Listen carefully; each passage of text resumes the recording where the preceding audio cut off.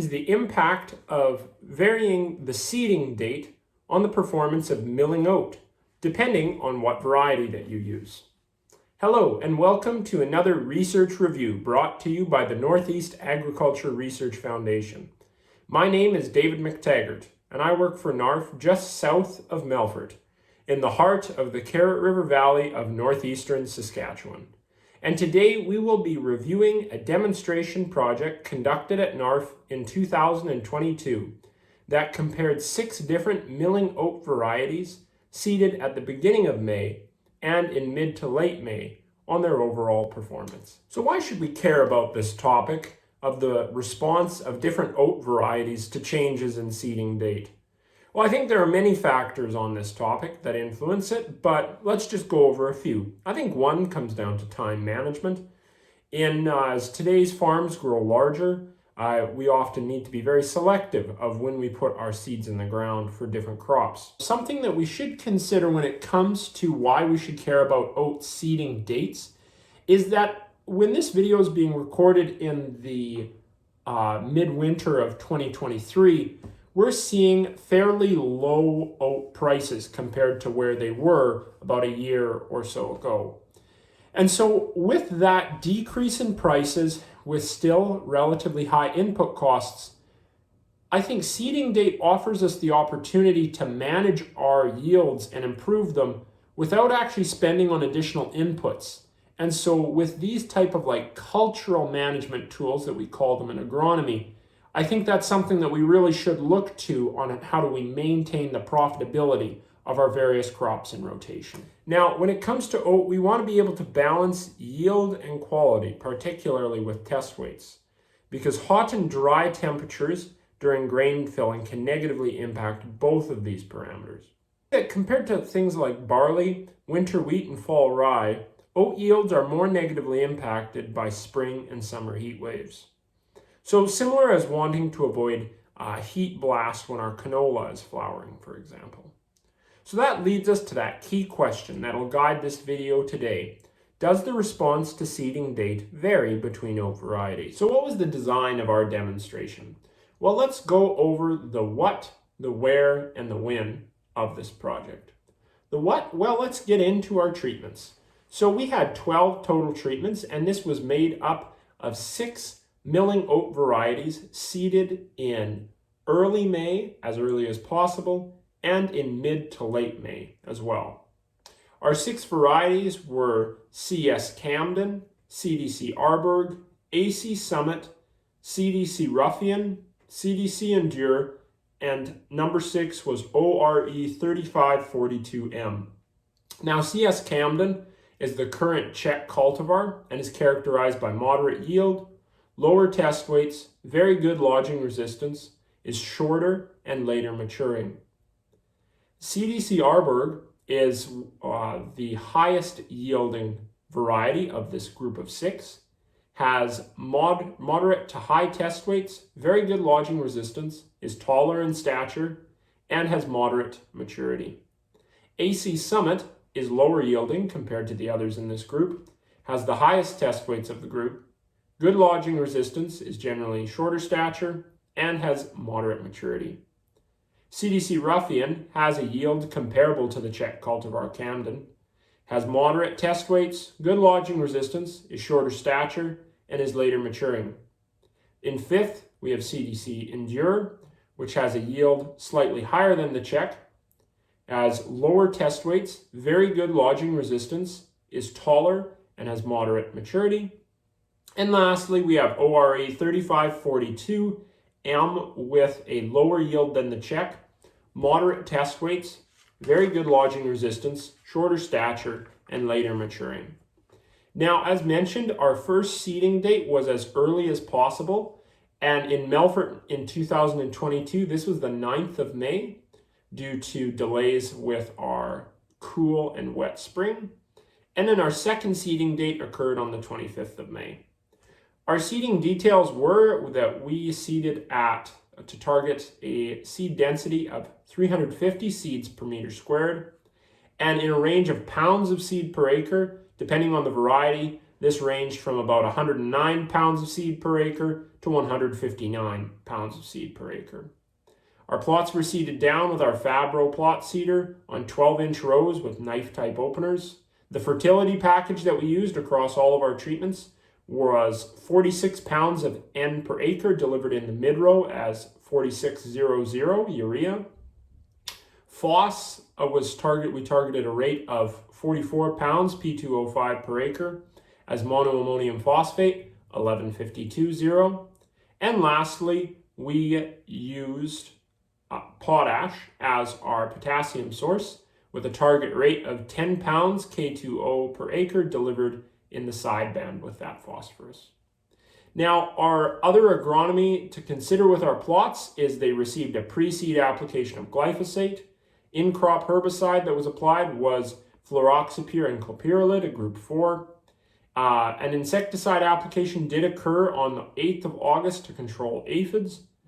And also then as well, all plots were straight cut with the early seeding date being harvested on the 29th of August and the late seeding date being harvested on the 6th of September. Now across the growing season, we measured parameters such as plant density, lodging, weed pressure, maturity, yield, 1,000 kernel weight, and test weight. The win of this project, well, it occurred in 2022, which at Melfort was characterized by a wet and cool winter and spring period, and then followed by a dry and hot period from July onward to harvest. And our trial was conducted just south of Melfort at the Melfort Research Farm on silty clay soil with about a 9% organic matter and a pH of about 5.8. So now let's dive into some key results within this experiment. So across all those parameters that we measured, we saw significant differences based on the interaction of variety with seeding date for plant density and test weight. Now, when we looked at the factor of variety alone, we saw that there were significant differences based on maturity, test weight, lodging, and 1,000 kernel weight. And then lastly, when we look at the factor of seeding date alone, we saw significant differences based on plant density, days to maturity, yield, test weight, and 1,000 kernel weight. So when we look at those significant differences in yield based on seeding date, we saw that the early seed date had significantly higher yield when we compare it to the later seed date. And this was a difference of about 20 bushels. And it's important to note when we're looking at this figure here to talk about the yield differences relative to each other and not their absolute yields, because yields in the plots are often higher than what we see in the field because there's less variability. Now, when we look at that test weight, significant difference based on the interaction of oat variety and seeding date. We saw that at Melfort in 2022, all of our treatments based on the combination of oat variety and seeding date had test weights above 245 grams per half liter, which is generally thought to be that threshold. When below that, your sample will start to get docked for low test weights. Now, when we look at differences by seeding date, we saw that generally there were higher test weights at a later seeding date compared to the early seeding date. However, among the varieties, only ORE 3542 and Summit had significantly higher test weights at the late seeding date compared to the early seeding date for themselves. All the other ones, there might have been a numerical trend, but they weren't significantly different from each other. And then when we look among the varieties, we saw that Summit had the highest at both dates for test weights, which was to be expected. And now the other significant differences that we saw when we look at an early seeding date, we saw that Summit had a significantly higher test weight than ORE 3542M. And then when we look at that late seeding date, we saw that Summit had significantly higher test weights than Camden and Ruffian, and then ORE 3542M had significantly higher test weights than CDC Ruffian. And then lastly, when we look at lodging, So this was based on a 0 to 9 rating scale. And we see in this instance that Summit had significantly more lodging than the other varieties, particularly when seeded late. And also when seeded early, Summit had a numerically higher amount of lodging, but was not significantly different than the other varieties. Otherwise, the lodging was relatively low in the other varieties, and there were no significant differences between them. So with this experiment also being conducted during the severe drought of 2021, what did we see in that year at Melfort? Well, overall, the trends were quite similar. When it comes to yield, we saw that there were significant yield differences between the different seeding dates. The earlier seeding date out-yielded the later date, but in 2021, we saw a smaller difference between the two of about 6 bushels versus the 20 or so bushels that we saw in 2022. Now, something that was different about 2021 is that we did see significant differences by variety, in that Camden, Arborg, Ruffian, and Endure out-yielded ORE 3542M and AC Summit. This in contrast to 2022, when we did not see any significant differences between the yield of the varieties tested. But numerically speaking, Camden and Summit had the lowest yields.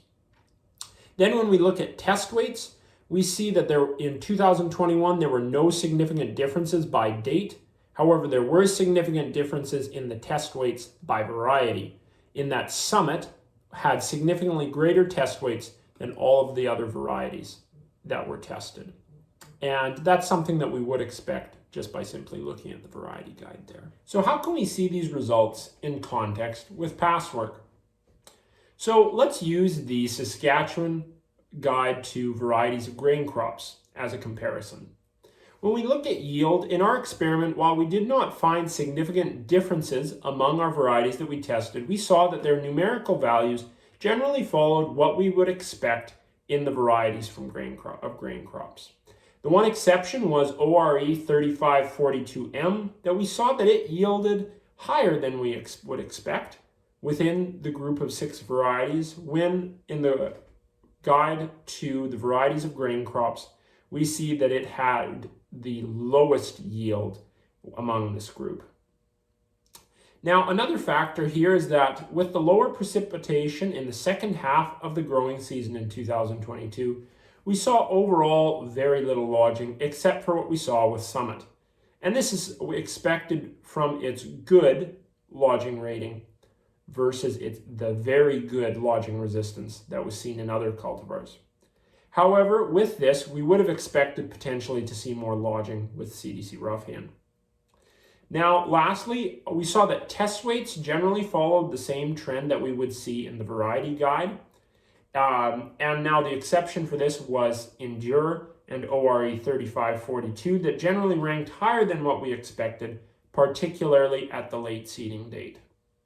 Now, when we dive into some older work conducted by Agriculture and Agri-Food Canada that looked at the impact of seeding dates and varieties with 4 different seeding dates from early May, mid-May, early June, and mid-June, we saw that there was a general decreasing trend in this past work that showed that the shallowest decrease occurred between early May and mid-May, and then test weight and yield dropped more significantly when we went into early June and mid-June.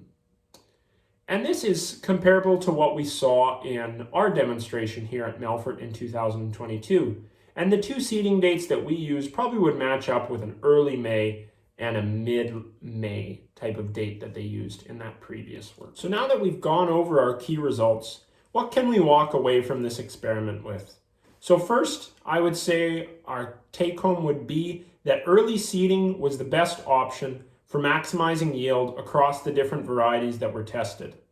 And while test weights, number 2, tended to be lower at the early seeding date, this wasn't enough to result in penalties for test weights at the elevator.